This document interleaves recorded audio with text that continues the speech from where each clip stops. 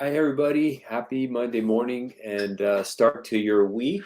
We're going live on episode 245 of the Immigration Learners podcast. For those who listen to the podcast recording, we're doing this live Monday mornings every week. That's the goal now, to kind of update on what's going on in practice, laws, and just talk immigration, get your week started for practitioners, people in the immigration law field.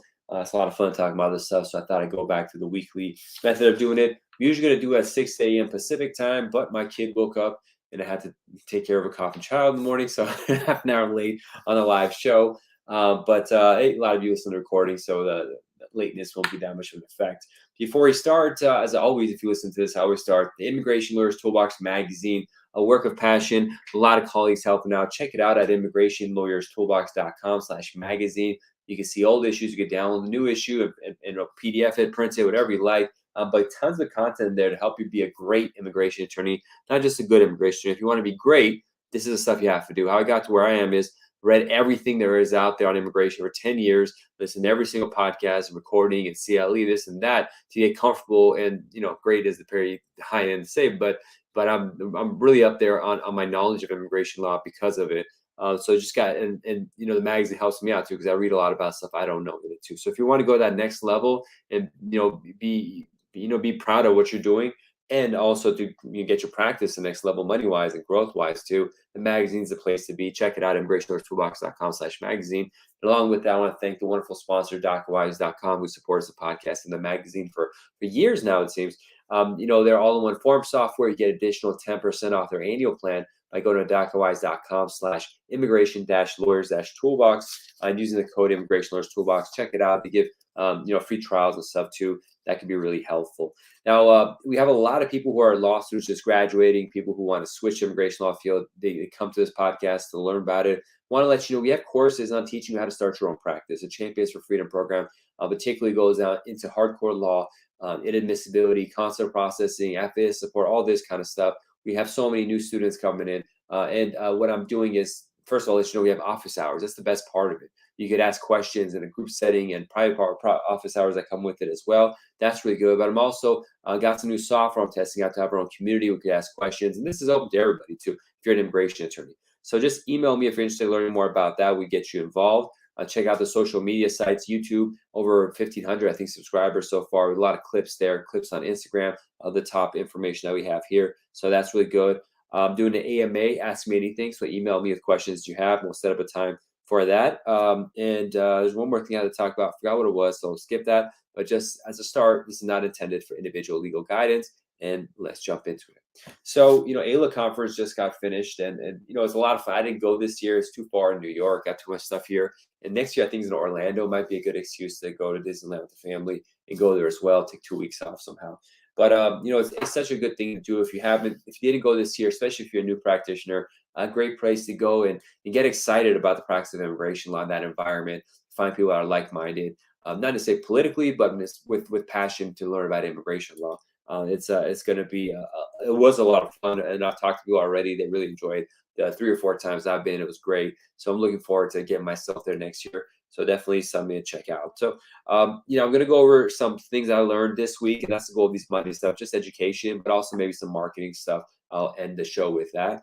So I'm just going to go off on different stuff. So something popped up a couple months ago, and I've been wanting to talk about it, is the Department of State announced that the visa reciprocity chart for Canadians. So visa reciprocity is the rules for how the U.S. is going to handle civil documents related to a certain country. You just go to Visa Reciprocity on the Department of State website. It also lists the visa categories, what they give. So, for example, I'm doing a French E2 case, and French E2 cases only get like 25 months of E2 time, but I think Canadians get a full 60 months. So you got to check the visa reciprocity chart out when you're looking at civil documents, see how they're supposed to look, or if they're even needed for that particular country, as well as learn about the visa category. For example, during Trump's administration for e-visas, they increased from 0 to I don't know, something like $3,300 or some crazy number like that per person for e-visa for Australia. So you got to keep that stuff in mind to be able to properly, tell a client what's going on with it. But an interesting thing that happened is they said for Canada, they're going to apply the visa reciprocity visa stats for people that are lawful permanent residents of Canada, even if they're a citizen of another country. So that's kind of interesting. I was surprised they would do something like that. I'm hesitant to take them at their word. We'll see how it actually happens in practice. I haven't had a case like this, but they said that, yeah, again, the visa reciprocity for Canadians not only applies to Canadian citizen, but also to landed immigrants. I think that's what they call permanent residents there. So, if you have a Canadian LPR, permanent resident of that country, but they're a citizen of another country, keep in mind they try to. I wish I kept the AILA thing or whatever. I don't remember where I found it, but I wish I kept a citation for it so you could cite to that and try to get the full time. But consular could do whatever it wants, so that be there for that. Next topic, IA-24s. This is something I talk about on my my consumer podcast for JK Law Firm all the time, pretty much nowadays. And I bring it up probably here a lot here, but it's such a big problem. It's not information as the IA-24. It's a badly designed form and kind of annoying that it's necessary. So essentially, there's different scenarios where it pops up. A lot of times, I'm getting is people file Form I-130 and they mistakenly apply adjustment of status when their spouses or family members overseas, so they have to do consular processing. So this submit I-24 for that. It might be a case where mom's here, they get their I-130 approved, their child's overseas, you have to have submitted I-24 for the rest of the case to do follow to join. That kind of stuff happens, especially employment-based. So someone here gets their employment-based green card, their spouse was in India, for example, and then they have to do follow to join and submit I-24. Problem with I-24 is it could take 3 months, it could take 2 years. You might have to do a lawsuit to get them to do the job right. So that's a problem. But one particular problem I keep seeing, and it's particular from the bigger law firms. I have people, when we have these big corporations that do like 10,000 EBs, they go to the big name law firms, and by big name, it's just volume wise that they handle.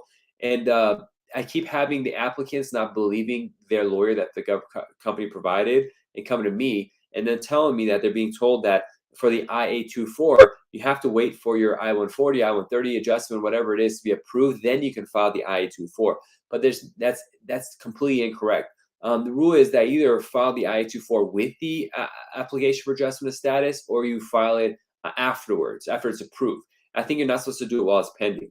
But you really want to do it with the adjustment of status, because that's a way to lock someone's age in for the Child Status Protection Act if there's kids. Like I had this one woman, she was Indian here, EB2, and her lawyers at the big firm said, can't file I-24. She came to me and I found the citation to the USCIS policy manual. I said you could file the I-24 with the I-485. And the importance of that is it locks the child's age in for Child Status Protection Act. And this child was like a month before the age 21, and they were going to age out by the time the I-485 is approved and they take action on the case. A complete malpractice, frankly. But we're able to save them on that. So that was good to do. And the other aspect of it is I-24 can take forever. So you just want it in the system as soon as possible just to get it adjudicated. Now, if you do get the I-485 approved and the I-24, they send it back stamp and saying like filed and accepted, this and that, you still have to call them and remind them to do the process of sending the case out, because the USCIS will forget and you got to call them like a million times sometimes. So it's a mess of a form, mess of a process, but it's just something you got to do for clients. So prepare for that. Next, about online filing. It's annoying that these I-539, the change of status. I was about to do one for someone with a student visa, and it said if you're going to do an change of status to F1 online, you can't use a lawyer, which is ridiculous. And then for this United for Ukraine thing as well, it's not designed for having a lawyer, even though you could upload it for a G28. So that's an annoying thing. Another issue with e-filing, that was from the Ombudsman's report that said you cannot file. The Ombudsman said you cannot file most cases online if you're not in the United States, including Form I-90. So that's annoying because when they say most forms, I wish they were more specific. And then what is the basis? I wish I knew what the citation was for this. It's probably a lot of research to do it. I generally tell my clients, like, if you work in my office, we're not going to do e-filing anyways, because I'm one of the lawyers that doesn't believe in e-filing yet. We're going to do paper as long as possible because of how badly designed the online systems are. But be mindful of that. Now, I've had people, they said, like, for example, citizenship. I think people have told me this. N400 you can't do online if you're abroad. I've had people come to me for consultations who did file while abroad, and they're approved with no problem. So it's one of those things, like, in practice, how often does it actually happen? You don't know. But they just prevent any issues. Don't let clients file online if they're not in the United States physically. Another thing is using credit cards. So they've opened it up. Essentially, all the USCIS operations accept credit cards now. Best practices, and some you have to do it like this, but separate credit cards for each form submitted. That's the way I do it. But I had a colleague I was talking with last week who submitted like, 3 different cases, but all I-130s at the same time.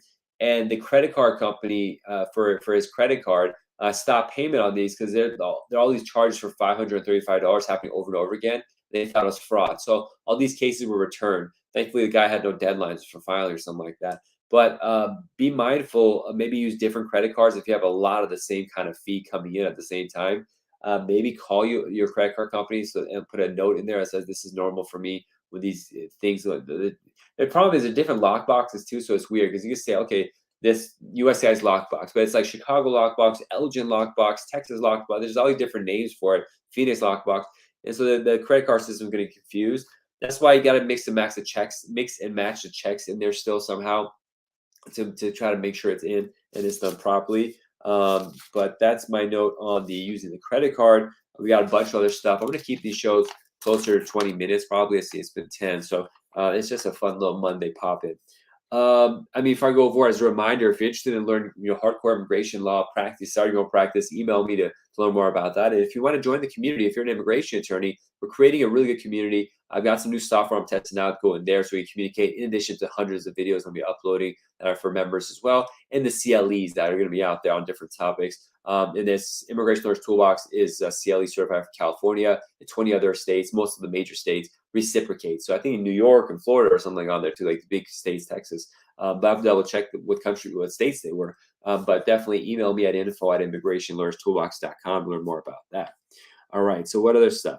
No more COVID testing before entering the United States. Well, that's godsend. That was what obnoxious thing to get COVID tested every time I want to fly in within 24 hours. That's like a whole thing you have to like prepare for and plan out. It's one thing when you're leaving the U.S. because the U.S. has facilities, but imagine you go to some country that doesn't have all these facilities, do it quickly in a different language or something like that. That's going to be super annoying. All right, case example. Oh, Jesus, this is a bad case. So I got a consultation with this couple. I got to follow up on them to see what happened. But they had, and this just shows like when people say, what do immigration lawyers do? My family friend can help me just fill out paperwork. This couple were living in a foreign country. You got to keep it vague, not to identify them. And they're married and they wanted to start the green card process. They're not in a rush. So a family friend said, oh, I do this for people all the time. Don't worry, I'll do it. And so they filed I-130 and adjustment of status when the person was abroad. And so they just thought that's normal. They flew in to do biometrics and then flew in to do an interview.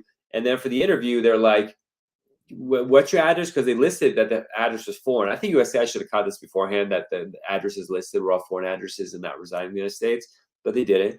And they're like, oh, we don't live here. And the officer's like, well, I'll prove the I-130, but your I-45 is denied. You're not living here. So that was such a mess. And so now I'm like, listen, you could do an I-24 for the I-130, but that's probably going to take forever. Might as well just do a new I-130 or do both, whichever you want to do, and do concept processing. And then back in my head, one is just so annoying that they give us bad guidance. They wasted this money and time. But on the other end, it's like, will the embassy consider that like fraud, like misrep, the 90-day rule BS? Because they're like, oh, they enter the United States with the intent of, go to adjust an interview. But I think, reasonably, they were not living here. They didn't plan to. They just didn't know what the rules were. And so they entered the United States to do an interview, not to stay. They didn't know what they're supposed to do. They're getting bad advice. I doubt any reasonable officer had a problem with that. But you never know. There are unreasonable people at state, unfortunately. And we see that all the time. It's just these few bad apples, because of the amount of interactions they have with clients, they're really mess things up because of the volume of people they deal with.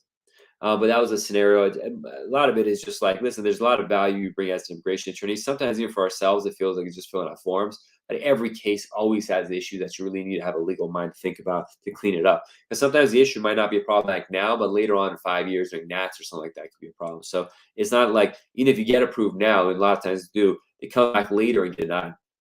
I see it all the time. Like, well, when you originally filed, you should have said this or said it like this or explained it, not lie or anything like that. But people like say like crazy things, and it's like, is that the truth? Be honest. Don't lie. Just be honest. So that's the main thing. Sometimes it's like people are worried, so they make up stories that they don't need to because they'll get approved anyways. And so that's one of those weird things that you help people have a better case. Another thing, expedited naturalization with no I-75. Oh, another case where a person self-filed. I think I've talked about this maybe already, but so people don't want to hire lawyers. They want to spend the money. Okay, I understand that to a certain extent. Person files for adjustments, not adjustment, but this marriage, green card, consular processing is approved. They're happy, and then the spouse moves overseas, starts working for a U.S. subsidiary of a big company overseas. And I-75 one time comes, they contact me how they're supposed to file that. And I explain what the rules are. But then I said, listen, you could have filed for citizenship a long time ago. They're like, what? It's only been 2 years. I'm like, yeah, but your spouse works overseas for a U.S. entity. That means you can do expedited naturalization, and the physical presence and the continuous presence requirements don't apply. And so that's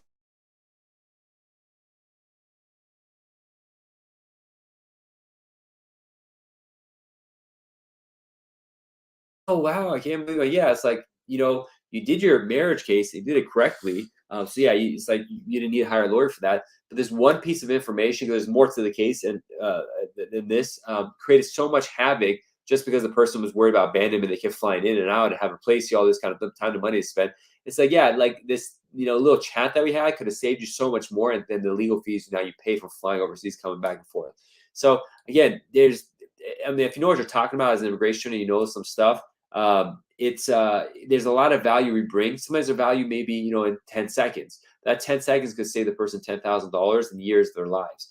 And so this person, like they should have hired an attorney from the beginning. Now, this rule of expedited citizenship, if that comes to me like 6 years ago or something, I may not have known the rule. It's just over time experience, I learned that this exception exists. It's a really neat one, that you can do expedited naturalization. But be prepared for this. It's a good one to have in your back pocket. Helps with military spouses and people working for U.S. companies overseas, subsidiaries and stuff. Definitely something to check out. Okay, so next thing, consular processing 6 months later. Oh, another of these where they should have hired an attorney. So, and they still did it. That's the thing. All these cases, they still didn't hire an attorney because they thought you go alone after this huge mess ups. But in this one, person did the I-130, consular processing came up. They're going to add a household member. So they keep uploading the household member's paperwork to the if you do consular processing for the petitioner sponsor site. USC NBC takes 3 months to tell them, no, you uploaded the wrong place, and the person goes and re-uploads the same place again, waits 3 months. NBC comes back again and says, no, you uploaded the wrong place. So already 6 months burned through, and I don't want to go too much in detail, but if they don't fix this, case is not going to happen anymore because of certain issues. So they really messed it up. And it's like, they messaged me and I'm like, we got to schedule a consultation, which you did, but I quickly let them know, here's the button on the CEAC website that you got to press, and that's it. Now that was 3 seconds of guidance, saves 6 months of your lives, and potentially going to save the case because they're going to get denied if they don't get the case done in a couple months.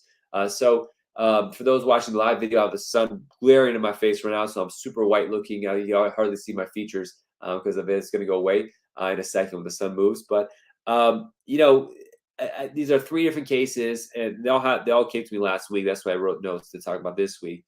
But it's like, how much value does it bring? Months and thousands of dollars of your life and their future in the United States. Just to talk with the lawyer for like 2 seconds would have solved all this stuff. But how do we solve this? It's like it is, contacting a lawyer is overwhelming a little bit. I can understand why people get there's a word for this, to get what is the word? Not overwhelmed, but it's kind of like when you're talking to someone serious and you're kind of meek or shy about it or something like that. It's a big deal, like how a lawyer about this, and intimidated. Maybe intimidation is the word. So I think people are get intimidated hiring a lawyer because they're worried about how much it costs and all this stuff. So I thought maybe I think the solution to that is transparency, of talking about what the process entails, what the fees entail beforehand. And I don't like telling people what the fees are beforehand because that never works out. But something to explain better what the consultation is about and how we can help you. But I still haven't wrapped my head around it. But I think the solution to getting more people hiring immigration lawyers is transparency to a certain extent. So I do a lot of videos to try to help people in the process so they get to know me, that level of transparency, but a lot of transparency about process, about how we handle things and what they can expect. So they think they get value out of it if they come and talk with us. And so how do you do that? I don't know. It's something I'm thinking about. But I think it's like the most important thing to think about. And to help people, close the deal and try at least come talk with you for a consultation. Stats by the NBC and by USCIS say essentially only 30% of people have an attorney on file. That should be really like it should be vice versa. It should be what is vice versa? There's 70% should have lawyers helping on cases. That actually it would help a lot of the backlog because as you see with this NBC case I talked about, all these cases I talked about, if the expedited citizenship person did it, they wouldn't have done an I-751. That's less one I-751 in the process. That adjustment case wasted an interview time because they were not supposed to do adjustment of status. The NBC case, they twice went to the NBC, which we all know has delays, have them review documents which were incorrect. So a lot of the built-in problem in the system is because people are doing it their own. They don't know what they're doing. And just the fact that you can't get info passes because people were scheduling info passes for the stupidest things. And they were just going there in person to talk with them for things they couldn't. USCIS got frustrated and overwhelmed, so they stopped essentially doing info passes. It's extremely hard to get an info pass appointment. So these people had lawyers and had systems to deal with that. A lot of the backlog would get solved from that. Now, to have lawyers cost money. How do you create systems for that? That's another story, but I think that's part of the problem. All right, next thing, checking on whether U.S. visa. Okay, so just a note. So when you're doing consular processing, it's different for every country how they process it, but a lot of times, most of the time, you have to register the interview with a different, like U.S. visa info, or there's another website too. That's part of the State Department's apparatus to be able to, register where you want your passport mailed to after the appointment, this and that. And so, and also it's for non-immigrant visas too, to pay the fee and all that kind of stuff, schedule an appointment.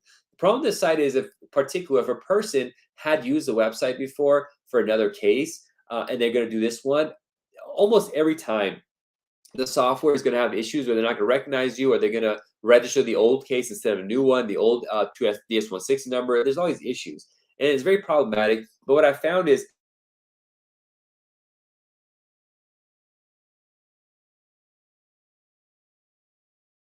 so they'll be waiting and waiting, and all of a sudden, if you log in, like, oh, the issue I thought that was there is fixed. So with regard to people are registering immigrant or non-immigrant visa interviews on those sites, sometimes, yeah, feel free to email them. They're pretty good at fixing it. Sometimes an issue pops up is you email them, like it's the U.S. Embassy in Sweden, for example, or something like that, and then you'll get a message back from the U.S. Embassy in India that says you sent it to the wrong embassy, and you didn't. The URL is correct, but there's some sort of like internal issue that sends it to the wrong place. So be prepared for that kind of stuff happening.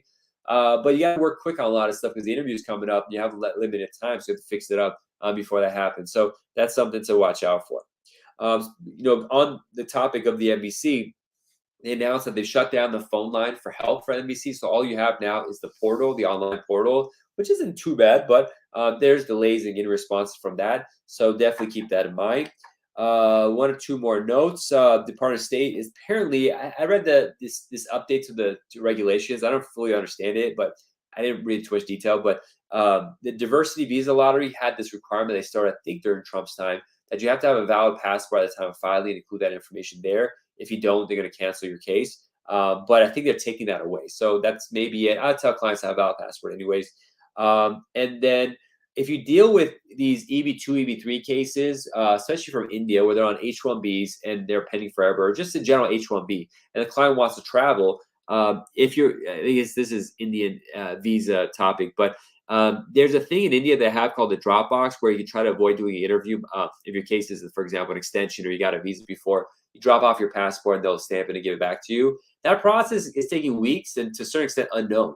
So we have clients who have been, haven't visited India for a while. And one thing about Indian clients, is they love going back to home country. They have a lot of celebrations. So if they could, they try to go back 2 or 3 times. But these poor people have been locked out and can't go back in because of COVID and all this kind of stuff. But, they think that just go, you put in Dropbox, get the visa. It's not guaranteed. So there's that delay that could mess up things and worry. Who knows if they'll get back, what kind of issues they'll find. So it's not as cut and dry. And with the economy the way it is, who knows? They go back to India and all of a sudden they get notification that they're fired and they're over there. It's hard to then find a new job. So it's unfortunately not as clean and easy to do something like that. Our colleague Bob Weber, who's prolific on LinkedIn, had a post about this that was really interesting. Definitely check out his LinkedIn page, probably the best immigration lawyer LinkedIn page. Unfortunately, even before mine, I'm trying to do what he does and post that much, but he's prolific. I'm not sure. He probably has staff writing for him because I don't know how he's putting out this much content. Okay, so the last thing I want to talk about, not law related, but is marketing related, is you have to have a newsletter and you have to send it out. And so it's been 6 months since I sent out my JPK Law newsletter. Unfortunately, I just got caught up in all these other stuff I'm doing. But it's so vital to have a consistent newsletter because it keeps your name in people's minds, repeatedly associating with immigration. And you should add everyone you know. My mom's on my newsletter. My cousins are. Everyone around you should know because they'll forget you're an immigration lawyer too. And then secondly, when you do the newsletter, you got to start out with, a lot of people send the laws just like, oh, this update, this and that happened, but it's kind of boring. To make it really stick, you got to have there's three different things you talk about. One is about yourself and the updates you had, so people know what's going on in your firm. Secondly, it's about them, something that could affect them. Then third, interesting story. So like once I did this intro paragraph or two, probably three or four, about a case, so people see what we're kind of doing. There was a case of a woman who was being abused, and we did an I-75 on waiver. And I went to the details of the difficulties of I-75 on waiver, what it is, the interview required, have to relive it, discussing about the abuse and crying. I just went to tell a story about it, and it got so much positive. So many more people opened and read it and clicked on stuff. You could, on these tracking systems we have, you could see it. And also people reply saying that's an amazing story. Thank you for your hard work, all this kind of stuff. And that stuff translates into clients eventually. So, you have to put some time into it. I would say do that instead of a generic, updates on whatever USCIS said in like links or something like that. A lot of people do that, especially a lot of corporate law firms. It's design it, make it fun, make it easy to read, not too complicated, not too many stuff, but get it out. I'm going to redo my efforts on having my team, make sure we get out, ideally every 3 weeks, a newsletter, email newsletter. But it's something that's really vital to do. I thought I'd include that because that's my goal for this week is to sign, because I have like multiple newsletters. I have the JK, I have the Toolbox, which I haven't done in a while too, which I got to do. And so like just with me, because I have like both the practice in this business, the Toolbox, it's like overwhelming amount of stuff I got to do. But the key is to have team members. That's a whole nother thing to talk about maybe next week about having staff and help and all this kind of stuff. It's something I'm learning myself. I as forced into it, and now I realize it was like I should have done this like 10 years ago. Having staff and all that kind of stuff. It's just so vital to have a proper business. But it was fun doing this solo practice for so many years. It's a good start if you got to do it, but really having a thought to expanding is always best. It's safer for all different aspects. Thank you everyone for listening. I have a lot of fun doing this podcast. I know it's gonna be helpful with all the information I shared. So if you haven't already, like, subscribe, you listen to iTunes or Spotify, wherever you are, on YouTube, leave a good comment, 5-star, all that stuff. It helps out. Email me if you want to get involved in the community stuff. We'll get you in there. There's always something for anybody. That's immigration lawyer. That is a target audience. Eventually, I'll do stuff for paralegals too. If you're a paralegal, let me know. I'm making a newsletter email list for paralegals because there's so many jobs for people who are wanting to be paralegals. So I want to create some sort of system so I could connect you with employers. I know we have them and law students. There's a lot of stuff to do too. Stay in touch and keep me posted on questions you have. I'm going to build this community. I've been doing this podcast for so many years and magazine and stuff. I got to put it all together as I'm developing my team. It's easier for me to do that, to really take this to the next level. And check out the magazine, immigrationlawyerstoolbox.com/magazine, the only trade magazine for immigration lawyers. And it's mind blowing how good it is. So you're really going to enjoy it. All right, everybody. I'll see you all next week. Bye-bye.